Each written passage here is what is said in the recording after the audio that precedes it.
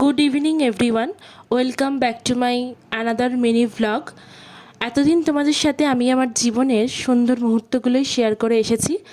আজও আমার জীবনের একটা অন্যতম সুন্দর মুহূর্ত তোমাদের সাথে শেয়ার করতে চলেছি এই ভ্লগের মাধ্যমে।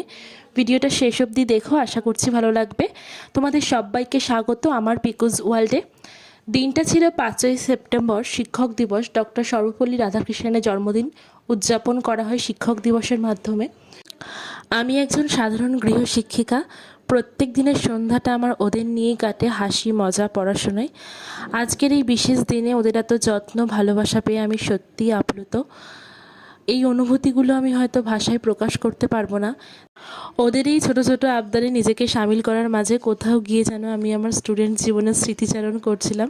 যখন আমি স্টুডেন্ট ছিলাম তখন আমাদের মধ্যে এরকম এক্সাইটমেন্ট কাজ করতো, যেটা ওদের চোখে মুখে ফুটে উঠেছে।